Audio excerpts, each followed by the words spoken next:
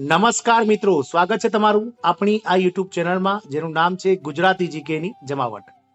આજના વિડીયોમાં વાત કરીશું ઘણા લાંબા સમયથી સરકારી કર્મચારીઓ કે જેઓ જૂની પેન્શન યોજના એટલે કે ઓપીએસ ને લાગુ કરવાને લઈને સરકાર સામે જે મિત્રો વિરોધ પ્રદર્શનો કરી રહ્યા છે તેના વચ્ચે મિત્રો ખૂબ જ મહત્વના સમાચાર સરકાર દ્વારા પ્રાપ્ત થઈ રહ્યા છે કે જૂની પેન્શન યોજના છે તે મિત્રો હાલ સરકાર દ્વારા કોઈ વિચારણા હેઠળ નથી, પરંતુ કર્મચારીઓનું જૂનું પેન્શન હવે નવી ફોર્મ્યુલા સાથે લાગુ થશે તેવી જે છે તે વિચારધારા પર તેવી એક પહેલ ઉપર સરકાર કામ કરી રહી છે તેવું મહત્વનું અપડેટ્સ મિત્રો નાણાં વિભાગ દ્વારા બહાર પાડવામાં આવી છે.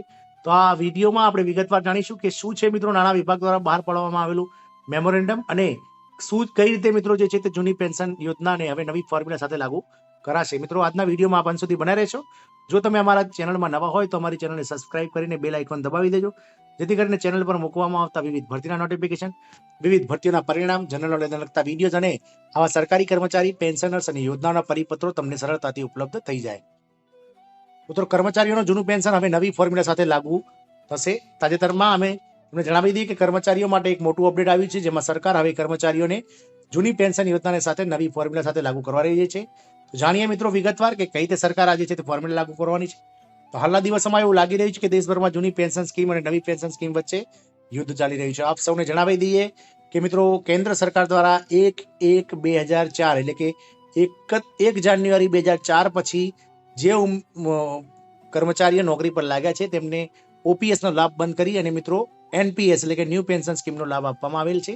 ઓપીએસ એક મિત્રો જે કહી શકાય કે ખૂબ જ સેફ અને કર્મચારીઓને પોતાના છેલ્લા પગારના જે છે 50% મૂળભૂત પગાર સાથે મળવાપાત્ર મિત્રો જે છે તે પેન્શન હતું અને એમાં દર 6 મહિને મોંઘવારી ભથ્થું પણ વધતું હતું. જ્યારે એનપીએસ એ મિત્રો શેરબજાર આધારિત હોવાથી, માર્કેટ લિંક પ્લાન હોવાથી તેનું જે પેન્શન છે તે દરેક કર્મચારીઓને અનિશ્ચિત એટલે કે અલગ અલગ મળવાપાત્ર થાય છે અને એ એક લાઈફ ટાઈમ માટે મિત્રો એક જ પેન્શન રહે છે, જેમાં કોઈ પણ જાતનો સુધારો રહેતો નથી. એટલે સરકારી કર્મચારીઓ હાલ એનપીએસ સામે ઓપીએસ ને લાગુ કરવાને લઈ અને વિરોધ પ્રદર્શનો અલગ અલગ રાજ્યોમાં અને દેશ લેવલે કરી રહ્યા છે. મિત્રો, તો આપ સૌને જણાવી દઈએ કે હાલ દેશમાં જૂની પેન્શન સ્કીમ એટલે કે ઓપીએસ અને ન્યૂ પેન્શન સ્કીમ એનપીએસ વચ્ચે યુદ્ધ ચાલી રહ્યું હોય તેવું લાગી રહ્યું છે.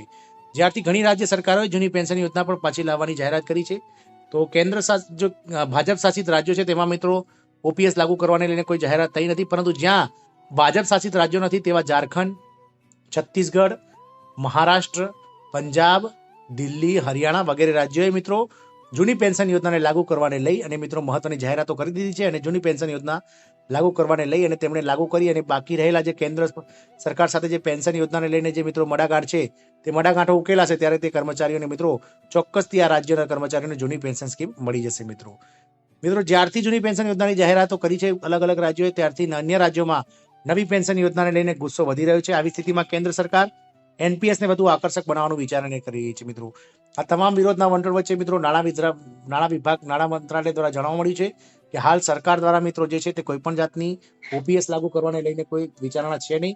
સરકાર ફક્ત ને ફક્ત એનપીએસ ને વધુ આકર્ષક બનાવી અને કર્મચારીઓને પોતાના તરફ આકર્ષવાની કોશિશ કરશે. મીડિયા રિપોર્ટ્સ કહે છે કે સરકારે નાણાં સચિવની અધ્યક્ષતામાં એક સમિતિની રચના કરી છે. એનપીએસ ને કેવી રીતે બહેતર બનાવી શકાય અને સરકારી કર્મચારીઓને વધુ સારું વળતર કેવી રીતે આપી શકાય તે અંગે વિચારણા કરવાનું કહેવામાં આવ્યું છે. જોકે એક વિકલ્પ એ પણ હોઈ શકે કે સરકારે એનપીએસ ને સીધી નાણાકીય સહાય પૂરી પાડે. મિત્રો, આપ સૌને જણાવી દઈએ કે ગત રોજ એટલે કે 2023માં મિત્રો જ્યારે સમગ્ર દેશમાં જૂની પેન્શન લાગુ યોજના કરવાને લઈ અને વિરોધનો વંટોળ ઉઠ્યો હતો, ત્યારે કેન્દ્ર સરકાર દ્વારા મિત્રો એક કમિટી નાણાં સચિવ શ્રી ટી સોમનાથનની અધ્યક્ષતામાં બનાવવામાં આવી હતી અને જેમાં અલગ અલગ દેશના રિટાયર્ડ આઈએએસ ઓફિસરોની 10 સભ્યોની બનેલી કમિટી મિત્રો જે છે તે એનપીએસ ને બહેતર બનાવવા માટે અને એનપીએસમાં જે વધારે જરૂરી સુધારા છે તે લાગુ કરવાને લઈ અને સરકારને એક રિપોર્ટ સોંપશે. ત્યારબાદ મિત્રો એનપીએસ ને વધુ આકર્ષક બનાવવામાં આવશે. મિત્રો, આંધ્રપ્રદેશનું મોડેલ ઉપયોગી થઈ શકે છે કે અધિકારીએ જણાવ્યું હતું કે આંધ્રપ્રદેશ સરકાર દ્વારા પેન્શન માટેનું નવું મોડેલ રજૂ કરવામાં આવ્યું છે તે પણ ગણી શકાય. ત્યાં રાજ્ય સરકારના કર્મચારીઓને કોઈ પણ કપાત વિના તેમના છેલ્લા મૂળભૂત પગારના 33% જેટલી ગેરંટી પેન્શન આપવાની દરખાસ્ત કરવામાં આવી છે. તે પહેલીવાર એપ્રિલ 2022માં રજૂ કરવામાં આવ્યું હતું. મિત્રો, બાંયધરીકૃત લઘુત્તમ વળતર આપવાની વિચારણા એક ઈટી સમાચારે અધિકારીઓને ટાંકીને જણાવ્યું હતું કે સરકાર તેમના સબસ્ક્રાઇબર માટે એનપીએસ ને વધુ આકર્ષક બનાવવા માંગે છે. રોકાણકારોને ન્યૂનતમ વળતરની ખાતરી આપવાનો પ્રયાસ કરે છે. જો કે આ લઘુત્તમ વળતરમાં કોઈ ખામી હોય સરકારે તેની ભરપાઈ કરવી જોઈએ. એનપીએસ વિશે નિર્મલા સીતારામણે શું કહ્યું? તો મિત્રો, દેશના નાણામંત્રી નિર્મલા સીતારામણે કહ્યું હતું કે નાણાં સચિવની આગેવાની હેઠળની સમિતિ નવી પેન્શન યોજનામાં સુધારો કરવા પર ધ્યાન કેન્દ્રિત કરશે. સમિતિ નાણાકીય મર્યાદાનું પાલન કરતી વખતે કર્મચારીઓની ચિંતાઓને દૂર કરવાનો સાથે પણ ધ્યાન કેન્દ્રિત કરશે. સંસદમાં ફાઇનાન્સ બિલ 2023 રજૂ કરતા તેમણે કહ્યું હતું કે નવી પેન્શન સિસ્ટમમાં એવા ફેરફારો કરવામાં આવશે કે કેન્દ્ર સરકાર અને રાજ્ય સરકારો બંને તેમનું પાલન કરી શકે. આમ મિત્રો, હાલ ઓપીએસ લાગુ કરવાને લઈને સરકાર દ્વારા કોઈ વિચારધારણા છે નહીં, પરંતુ જ્યારે મિત્રો ઓપીએસની સામે એનપીએસને વધુ આકર્ષક બનાવવા માટે હાલ સરકાર દ્વારા કવાયતો હાથ ધરાઈ રહી છે. મિત્રો, આશા રાખીશું કે એનપીએસમાં જે સુધારા સરકાર દ્વારા લાવવામાં આવશે અને કર્મચારીઓ આગળ ધરવામાં આવશે, તેનાથી ચોક્કસથી મિત્રો કર્મચારીઓ સંતુષ્ટ થાય તેવી આશા છે. જય હિન્દ, અસ્તુ.